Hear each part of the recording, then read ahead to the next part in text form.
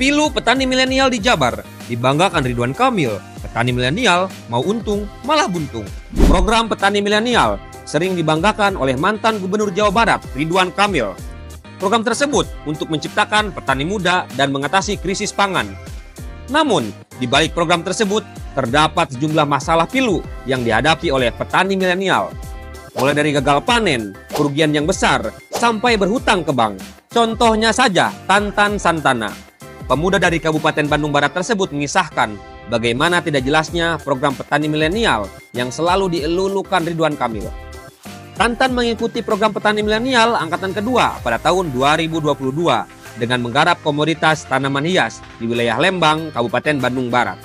Saya perkenalkan, nama saya Tantan Santana. Saya ikut petani milenial program Petmil ini di tahun 2022. Gelombang kedua, dan saya ikut di komoditas tanaman hias.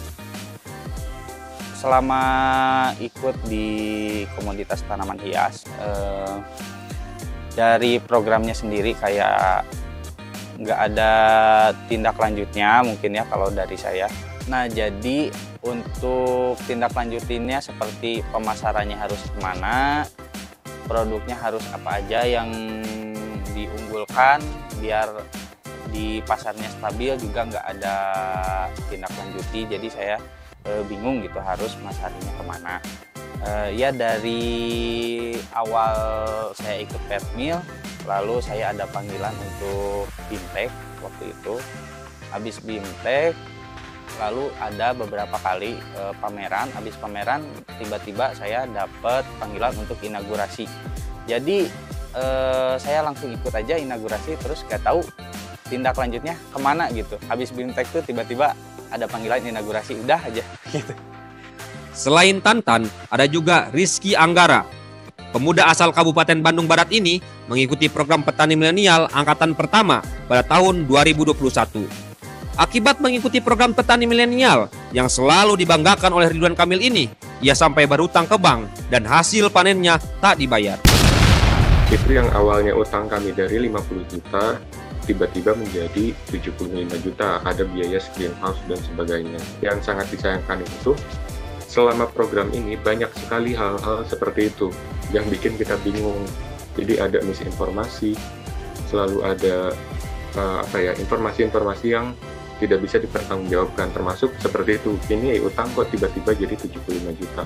Selama proses budidaya sebenarnya sumber utama permasalahan ini berawal dari off-taker.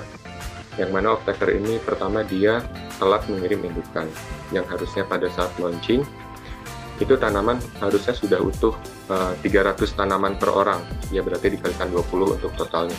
Tapi ternyata tanaman baru separuhnya. Ini kan menghambat waktu kami. Kita proses budidaya udah dimulai, proses kontrak juga udah dimulai, tapi tanaman belum utuh. Jadi kita pun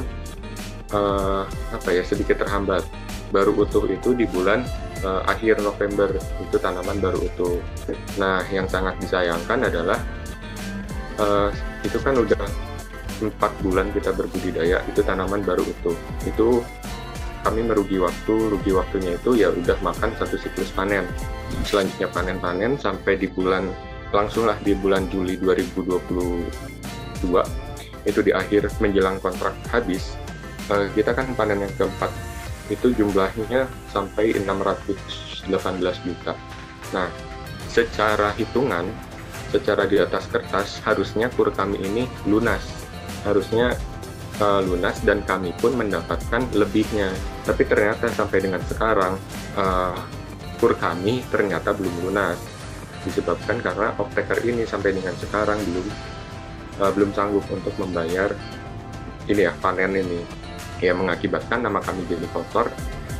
Ya sampai hari ini kami pun ya dianggap meledak lah gitu, karena ini kan bom waktu dari lama permasalahan ini ditumpuk sampai sekarang nama kami tercoreng, jatuh tempo, dan kami pun disepelekan oleh Pemprov Jabar.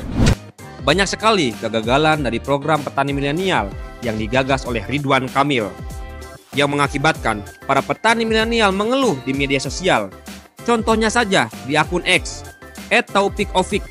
ia menceritakan bahwa temannya yang mengikuti program petani milenial diminta mempraktekkan hasil pelatihan di lahannya sendiri dengan modal sendiri dan hasil panennya dibuat laporan dan dokumentasi saat hasil panen tanpa campur tangan dari Pemprov Jabar yang menyelenggarakan program tersebut. Selain itu, setelah viral di media sosial, ternyata utang para peserta petani milenial mencapai 900 juta.